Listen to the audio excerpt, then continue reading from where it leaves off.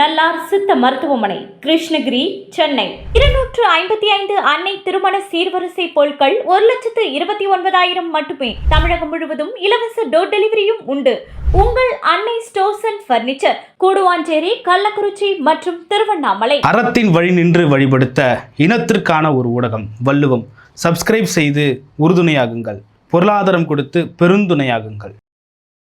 வள்ளுவம் நேயர்களுக்கு வணக்கம். அரசியல் பேசு நிகழ்ச்சிக்கு உங்களை வரவேற்பதில் மகிழ்ச்சி. நம்மோடு இணைந்திருக்கிறார் அரசியல் திறனாய்வாளர் திரு ரவீந்திரன் துரைசாமி அவர்கள். சார் வணக்கம். சார் வணக்கம். நல்லா இருக்கீங்களா சார்? நல்லா இருக்கு சார். புதுச்சேரியில் நீங்கள் பார்த்துருப்பீங்க, கடைசி நேரத்தில் 2 கட்சியோட கூட்டணி வச்சு கேண்டிடேட் போட்டாங்க. கேண்டிடேட் எல்லாருமே முன்னாள் எம்எல்ஏவாவோ முன்னாள் மாநில தலைவராகவோ இருந்ததெல்லாம் நீங்கள் பார்த்துருப்பீங்க. அந்த அளவுக்கு வந்து சேர்றாங்க சார். விஜய் பேனரில் வியாபாரம் பண்ண வரான். விஜய் தன் பேனரை வச்சு வியாபாரம் பண்ண வரும்போது பல கட்சியில் சேர்ந்த அரசியல் வியாபாரிகள், பல கட்சி மாறிகள், நிறமாறிகள், பச்சோந்திகள் விஜய்க்கு பேனரை வச்சு வியாபாரம் பண்ண வரான். அவனுக்குன்னு ஒரு செல்வாக்கு இருக்கு. முன்னாள் எம்எல்ஏ அந்த இதில் இருக்கிறான். அவன் வந்து விஜய்க்கு பேனரை வச்சு வியாபாரம் பண்ண வரான். இது கொள்கையற்ற ஒரு கூட்டணி, கொள்கை கூடாரம் கிடையாது, ஒரு மாற்று கிடையாது. இன்னொரு ஏமாற்றுத்தனமான ஒரு பாப்புலாரிட்டியை வச்சு அதை காசாக்கக்கூடிய ஒரு வேலை. பாப்புலாரிட்டியை வச்சு ஒரு கட்சியை ஆரம்பித்து படத்தை ஓட்டலாம்னு நினச்சாங்க. அது அடி விழுந்துட்டு. பாப்புலாரிட்டியை வச்சு பல கட்சிகளில் டிக்கெட் கிடைக்காதவங்களாம் சந்தர்ப்பவாதிகளாக வருவான். அதுதான் புதுச்சேரியில் நடக்குது. தமிழ்நாட்டுக்குள்ளேயும் அதுதான் நடக்குது. காங்கிரஸ்ல இருந்து மூத்த தலைவர்கள் எல்லாம் கூட விஜய் தலைமையிலேயே போய் செல்வம். எந்த செல்வம்? எத்தனை வருஷத்துக்கு முந்தின தலைவர்?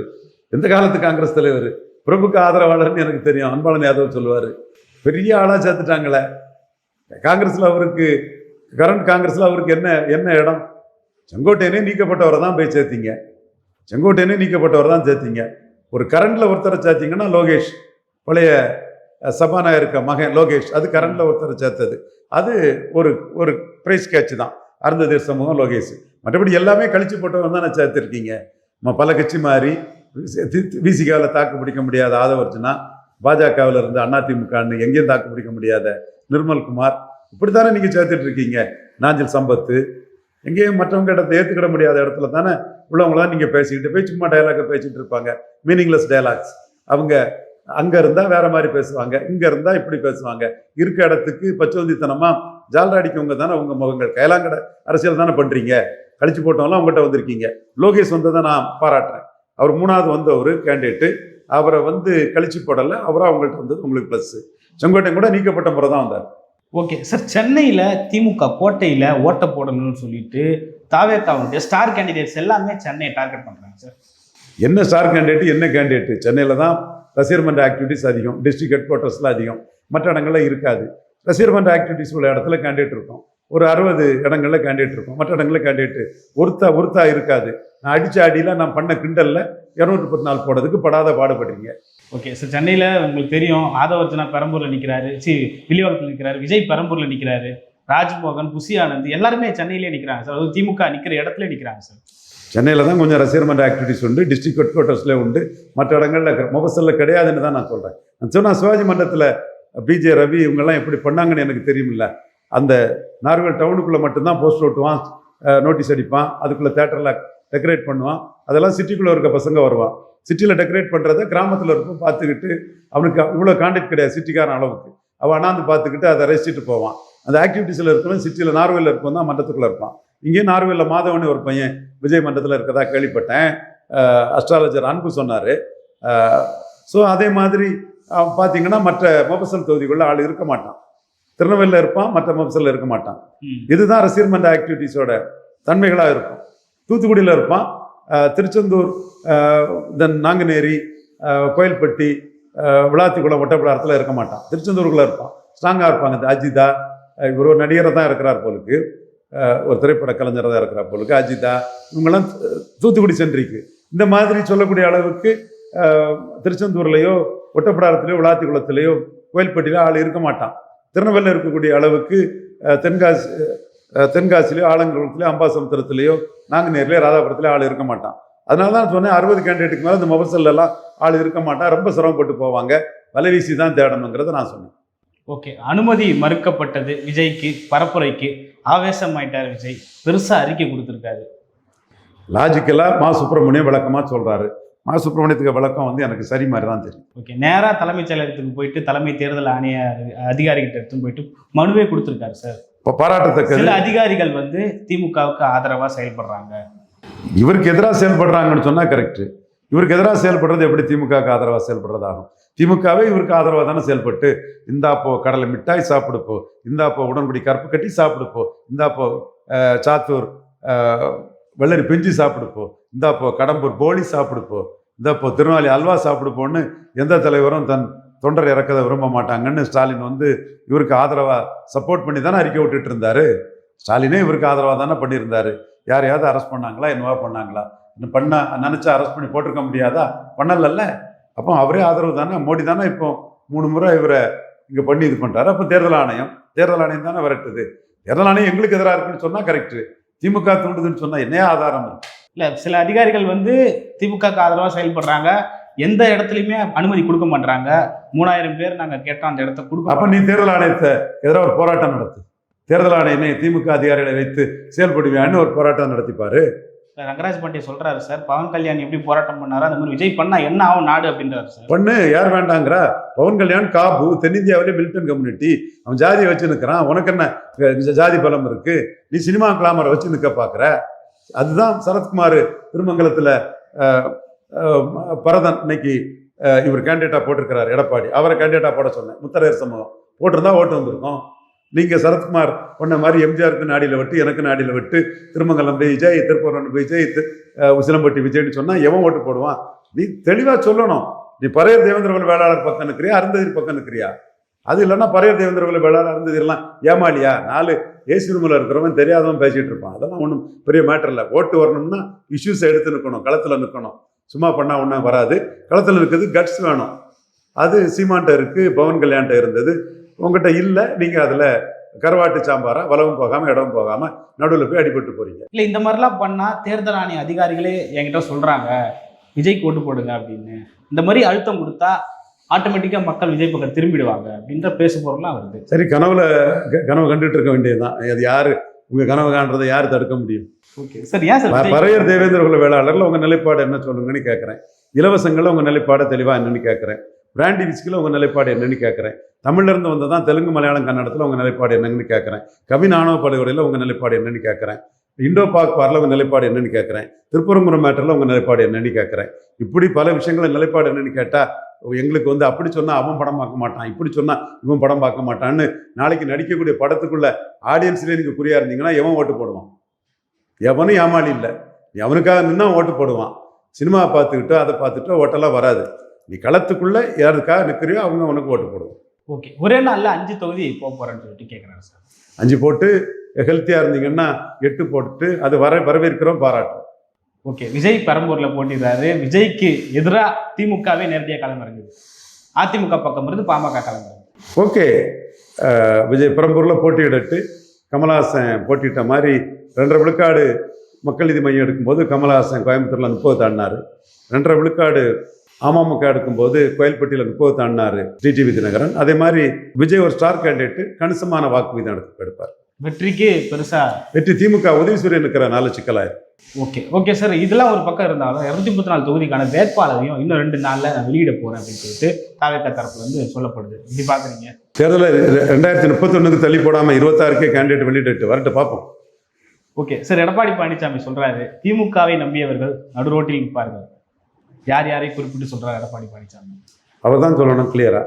சார், கூட்டணிக்குள்ள நிறைய ஸ்டாலின் கொடுக்கறது எம்பி போஸ்ட், எம்எல்ஏ போஸ்ட்னு 3 எலெக்ஷன் நடந்துட்டு இருக்கு. இப்பவுமே இன்டெரக்டா எல்லாரும் ஸ்டாலின்ட்டு அதை வாங்கிட்டாங்க. அப்போ அவர் சொல்றதுல என்ன மீனிங் இருக்குன்னு எனக்கு தெரியல. யாரை சொல்றான்னு தெரியல. சலசலப்பு இருக்கிறது. வேல்முருகன் சொல்றாரா? வேல்முருகன் தான் வெளியேறி இருக்கிறாரு, அவ்வளவுதான். ஓகே, ராஜதந்திரின்னு சொல்லிட்டு சொல்றாங்க சார். இபிஎஸ் வர எல்லாரும் ராஜதந்திரி தானே, ஏற்கனவே சொன்னது தானே. 2வது இடத்துக்கு தான் அரசியல் பண்றாரு. பார்லிமெண்ட் எலெக்ஷன்லேயே பாஜக மைனஸ் ஒரு ஆர்டி டீம், மோடி, அண்ணாமலைலாம் சீமான சிஎம் கேண்டிடேட்டாக சொல்லிடுவாங்களோங்கிற அச்சத்தில் அவர் வந்து தெளிவாக அசம்பிளி எலெக்ஷன்லேயே 4 விழுக்காடு பலனுக்கு சீட்டை கொடுக்கக்கூடிய பாஜக இன்னொரு அணி அமைச்சிடக்கூடாதுன்னு உள்ளே வந்துட்டார். ராஜதந்திரி இல்லாமல் என்ன அர்த்தம்? 2வது இடத்தை காப்பாற்றிக்கிட்டார். ஓகே, அதிமுகவும் திமுகவும் இணைந்து ஏதோ ஒரு உள்குத்து செய்கிறாங்க அப்படின்ற மாதிரி கொளுத்தி போட்டிருக்காரு சீமான் அவர்கள். எப்படி பார்க்குறீங்க அதை? அதிமுக தங்கள் லாபத்துக்கு பண்ணுவாங்க, திமுக தங்கள் லாபத்துக்கு பண்ணுவாங்க. பாஜகவை வளர விடக்கூடாதுன்னு 2 கட்சியும் இப்படியெல்லாம் திட்டமிட்டு பண்ணலை. அவங்க லாபத்துக்கும் இவங்க லாபத்துக்கும் பண்ணுறது பாஜகவுக்கு சிக்கலாக இருக்குது, சிரமமாக இருக்குது, அவ்வளோதான். முக்கியமான அமைச்சர்கள் நிற்கிற தொகுதிகளில் பாஜகவை கொடுத்துருக்காங்க. அது ஏன் அந்த தொகுதியில் அதிமுக நின்று தோக்கணும்? பாஜக நின்று தோத்துட்டு போட்டு அமைச்சர்கள் ஜெயித்துட்டு போகிறான். நம்ம 2 இடத்துக்கு தானே அரசியல் பண்ணுறோம், ஜெயிக்க அரசியல் பண்ணல. 200 தொகுதிகள் ஜெயிப்பேன்னு சொல்கிறாரு சார். 2 இடத்துக்கு தான் அரசியல் பண்ணுறாரு. ஏன்னா பிரைம் மினிஸ்டர் தான் முடிவு பண்ணுவோன்னாரு. சீமானுக்கும் அவருக்கும் 12 விழுக்காடு வாக்கு தான் வித்தியாசம். சீமான் 8, அவர் 20. அதனால் சீமான் நிலைப்பாட்டில் உறுதியாக இருக்கார், அதிலே பலகீனப்படுவார். அதனால் சீமான்ட்ட ஈரோடு கிழக்கில் பலகீனப்படுறது வெளியே தெரிஞ்சிடணும், ஈரோடு கிழக்கை விட்டு ஓடிட்டார். இதெல்லாம் யதார்த்தம். நயவஞ்ச நரிகள் இதை சொல்லாமல் இருக்கலாம், நான் உண்மையை சொல்கிறேன். ஓகே, மாநில அரசியலுக்கு வரணும் அப்படின்னு சொல்லிட்டு கனிமொழி அவர்களை அந்த நாடார் சங்க அமைப்பினர்லாம் வந்து கூப்பிடுறாங்க. இப்படி பார்க்குறீங்க அதை? அது திராவிட முன்னேற்ற கழகம் முடிவு பண்ண வேண்டியது. ஜாதி சங்கங்களுக்கு அதில் என்ன ரோல் இருக்குது? சீமானும் சொல்கிறாரு, கம்யூனிஸ்ட்டுகளுக்கே கொடுக்க மாட்டாங்க, இவங்க கனிமொழிக்கு கொடுப்பாங்களா அப்படின்றாரு. சீமான் அதில் தனக்கு ஒரு கெயின் வருங்கிறதுக்காக, மித்திரபேதத்தை அரசியலில் உருவாக்குறதுக்காக அவருடைய இதை பண்ணுறாரு. ஓகே சார், பரப்புரை தொடங்கிருச்சு. முதல்வரும் நாளை மறுநாள் வந்து பரப்புரை தொடங்க போகிறாரு. எடப்பாடி ஏற்கனவே போயிட்டாரு. சீமான் அவர்கள் ஏற்கனவே 30 தொகுதியை தாண்டிட்டாரு.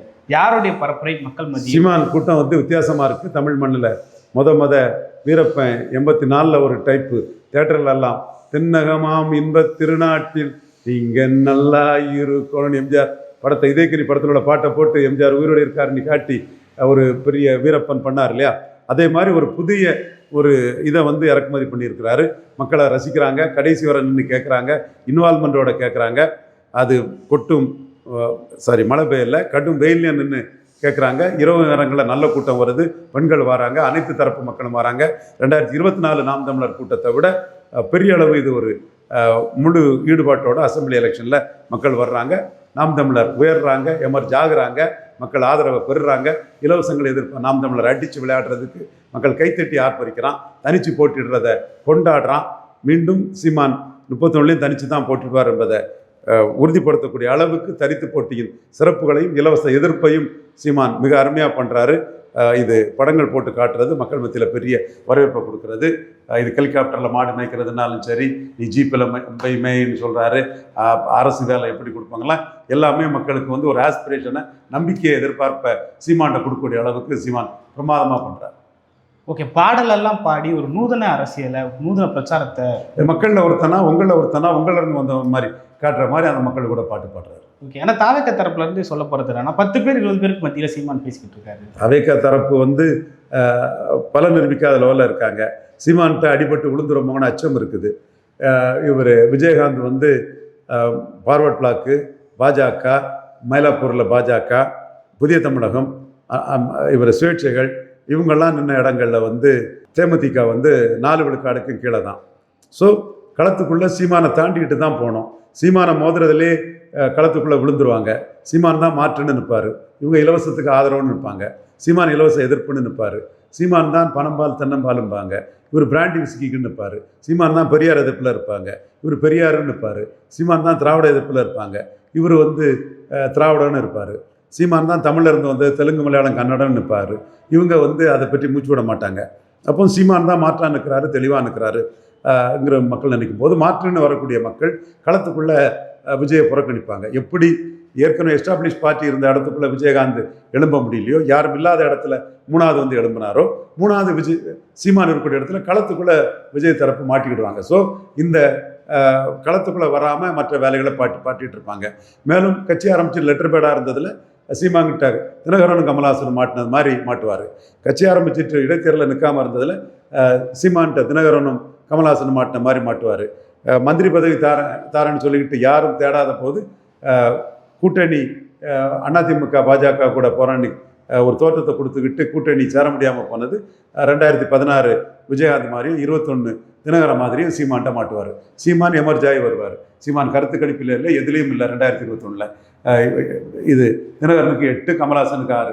கடைசியில் ரிசல்ட்டு தினகரனுக்கு 2.5, கமல்ஹாசனுக்கு 2.5. சீமான் 6.5க்கு மேலே போயிட்டார். காரணம் சீமான் 214 நின்னார், களத்தில் நின்னார், பிரச்சாரம் பண்ணார், கொள்கைகளை தெளிவாக எடுத்து வச்சார், எல்லா தேர்தலையும் நின்னார். கமல்ஹாசன் 2.0 வாட்டு, தினகரன் 2.0 வாட்டு நிற்கக்கூடிய விஜய் களத்துக்குள்ளே வரும்போதே கள அரசியலுக்குள்ளே சீமான்கிட்ட அடிபட்டு, நாம் தமிழ்கிட்ட அடிபட்டு சுருண்டு போவாங்க.